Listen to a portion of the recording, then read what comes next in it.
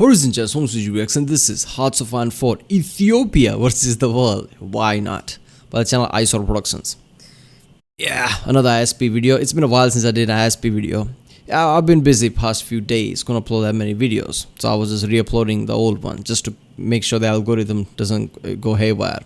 That's the problem. If I stop uploading certain type of videos for a few days, apparently algorithm just fucking leaves it. Next time I upload video, it won't even reach the people it did before. So that's why I was re-uploading. So yeah, we're gonna continue. I guess tomorrow I'll do the Balkan one. No, wait a minute. I won't do the Balkan one tomorrow. Tomorrow I'm gonna do the Tommy K's and Sig one. But yeah, the and Sig one, and then I'm gonna do Balkan one day after tomorrow. All right, so let's watch it. Yeah, like ISP, ISP always creates some kind of a weird scenario like this. I don't know how he's gonna go against the world with Ethiopia, but the previous videos I watched of him where he tackled this game with some underwhelming countries, just like he's just gonna miss all the major events of the World War II. But it's still going to be interesting, so let's watch it. Holy schmoly, it's that time again. Continuing in our series of playing terrible nations in Hearts of Iron 4, boy do we have a doozy for you today, but I will note that I am using Road to 56 this time just to make it a bit more spicy. Also, of course, before we start, feel free to subscribe to the channel if you watch my videos and haven't subscribed so far, as at 200,000 subscribers, you get to see my ugly piece of shit face. Also, you know, you get... There's a recently a recommended video popped up about the the main channel from Hearts of Iron. There's some new DLC out or something. I guess we'll be seeing more videos about that too. Like notifies when I upload videos. So if you've watched loads of my videos and you haven't subscribed, which is a fucking lot of you apparently, please subscribe. Why yes, World War II, that one time that Germany thought being a naughty boy was a good thing to do. But that isn't anything compared to when Italy decided to invade Ethiopia. Mussolini is the naughtiest boy around. Hail Selassie! In fact, no, don't hail me, I've had a bit of a rough experience with fascists considering they're currently invading my entire country. But not anymore, it's time we send Mussolini and his Tortellini gang back home to Italy. Step It's one just of beating the Haley's Italians when they're invading your country. That's right, it's to run away. Everybody knows that pasta doesn't have legs, so how the fuck are they gonna catch up with me? You'd think there'd be more of a repercussion for dropping 17 units in the mountains and leaving them there for most of the game now, but you'd be wrong. It's completely fine. Fuck Santa Claus.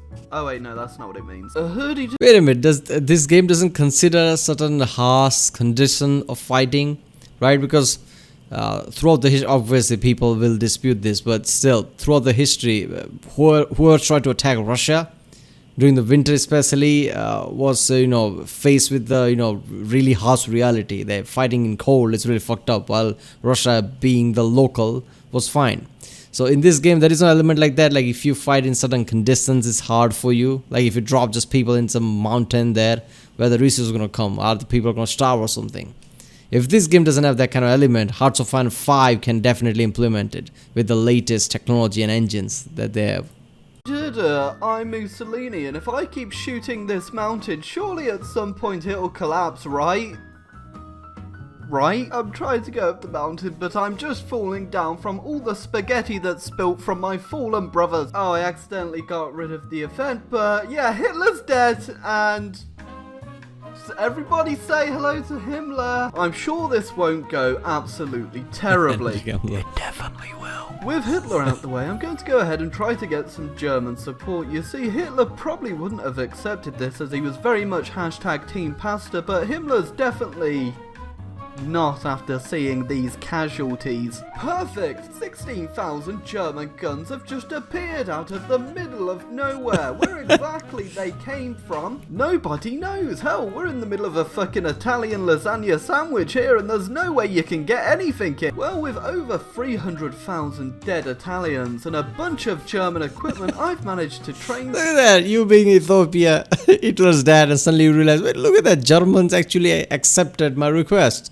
And Germans are fighting besides me, that's something. Some new units, and I think it's very much time for our army to push the Italians back to hell, where they belong. Although I think in Italian, hell's pronounced a bit differently. I think it's called Naples, or... no, Sicily. So if you're looking for a strat at home on how to win the war in Road to 56, I've basically shown you to this point, and as soon as you've captured this port with your newly trained army, you can just wait for the Italians to wither away. Unsurprisingly, the Italians have decided to run away, and we get the choice of stealing their land and turning it into our land. After the Italians have withered away because of no supply, feel free to just go ahead and brutally murder them with your army. Remember, no spaghetti. After taking out the bulk of their army, the rest is a piece of pie that's amore. Just remember to clean up nicely after you're done playing, because everybody knows tomato sauce is a hell of a thing to get out. Start a colonial empire, they said. It'll be easy, they said.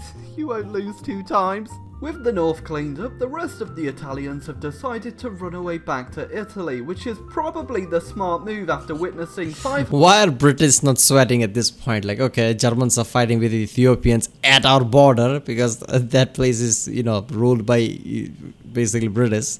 100,000 of their brothers die in a mountain, mostly due to accident from slipping down. And once you've pushed them out far enough, you'll be able to use the national focus, which pieces you out with Italy. But if you're not playing Road to 56, then you will be at war with Italy for the rest of the game, which actually isn't that bad really, because they don't really come back after losing their dignity so badly to a mountainside. And there we go, we've managed to go ahead and push the Italians back to where they belong and got ourselves a nice country and some new land all to ourselves. Look at me, I am the colonizer now, and boy do I plan on colonizing a lot of fucking shit, alright? You fucking colonists, how dare you colonize what I want to colonize? Give me all your stuff. But why would I do that? Because I said so? Well, I guess I can't beat that logic. Meanwhile, on the actual main stage of international politics, Himmler decides to go to war with France in 1938. I told you I'd fuck shit up. Good news, I asked the British very kindly to give me all their land, to which they said, sure. Why wouldn't we do that? That seems completely fair for us and everybody involved, that you should just take all this land. Good news, everybody. Whilst cleaning up all the tomato sauce spilled over my country, we found That is a very interesting point though, right? During the colonial times where Europe was the dominant one, like there was not even any competition, right, in Asia, in Africa. But imagine if there was one country in Africa who was, I don't want to say that more powerful than any European powers, but close enough that everybody was like, okay, let's avoid that one. That would have changed the history, and that would have been really interesting history. Like, what the fuck? Like, this one power in Africa, I don't know, for any ancient gold or whatever, there are many real stories about how certain African empires had way too much money, way too much gold, right? I forgot the name of it. So imagine if there was one country that was economically way too powerful because they had way too much resources and money. And eventually they invested that smartly into military and just became overall global power, right? That would be really different history, right? We would have real different image of Africa at that point. Some rubber under the mountain. I can't believe it. Oh my god. A large oil field development. And guess what we're producing in the oil field?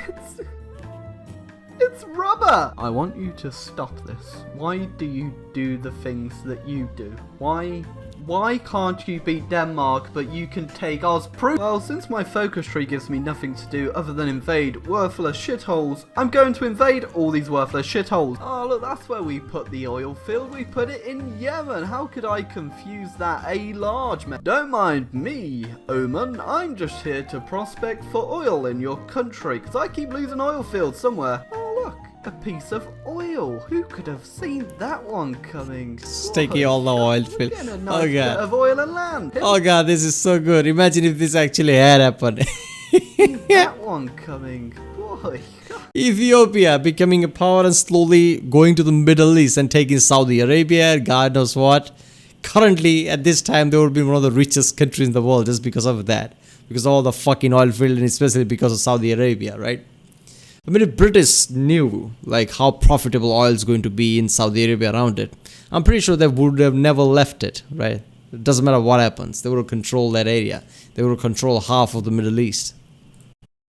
Look getting a nice bit of oil and land. Himmler's probably thinking to himself in Berlin right now, hey, I'm the best person for the job. This couldn't have gone any better. Meanwhile though, Ethiopia sees no purpose in itself other than to just invade countries next to it, because what else do I do?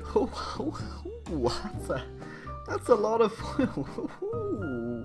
I mean, I have nothing to do with the... Don't want to pause too much, but what was the saying? I guess Alexander the Great said it or whatever. But there's a saying like, if an empire rises up and if it doesn't conquer, then it stagnates, right? And it just disappears. So in order to empire that just recently rose up to be big or even sustain, it has to conquer, right? I mean, through the history you have seen this, like if an empire is just rose up and not conquering, it's really hard for it to stay afloat. So it kind of makes sense. Ethiopia is just trying to conquer as much as place it can, I guess. Otherwise, you're not going to be empire. You're just going to disappear.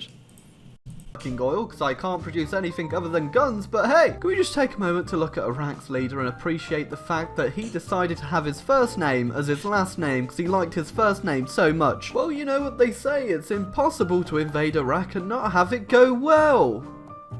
I feel like I've got that quote a little bit wrong. And Turkey's invited me to their cool group of countries that are being invaded by the Soviet Union. But pro tip, I'm doing more of the invading than the being invaded. Yeah, you know, I'm sure there was no one that could have done the job a bit better than Himmler. I mean, this is the best possible outcome. I'm going to get revenge on all these Western countries that colonized Africa. Starting with Bulgaria, the famous colonizer. Right, guys, how should we go about punishing Germany for starting World War II? Well, I've got a great idea. How about we make them release half of Austria? Yeah, I know it sounds a little bit tough on them, but they need to be punished. And they've already started another war. What? They've already started another war? Yeah, you know, putting Himmler in charge of your country wasn't the best idea when you're now getting invaded by Yugoslavia, a war which you started after getting rid of him. I'm sorry, I can't live in a world. How do you tell your people like this is a good thing? Oh, well, once we were this mighty power that everybody feared, and now Yugoslavia is attacking us. Where Yugoslavia and Romania and Hungary all team up to take down Germany and win. Now all we need to do is tactically take all the provinces that don't border with the Russians for reasons that are quite obvious in that I don't want to die. I don't want to be overrun by Russian people all over the entirety of my country, which is not really my country, it's Bulgaria. So ISP has more brain than I guess most people in power around the world, because ISP decided he doesn't want to attack anything close to Russia and try to occupy anything close to the border that is Russia. But I stole it. Oh, the 9 circles of hell. I'd like to introduce you to the 10th circle of hell. It's Ethiopian-held Balkans, and Jesus Christ, it is fucking horrifying. Why? Everyone's still at war with each other. Soviets have started war. No, clear the airwaves. Lithuania declared war on Estonia. The war with the Soviets is a very slow push. We are slowly overrunning their lines and doing some encirclements and killing hundreds of thousands of Soviets in one go.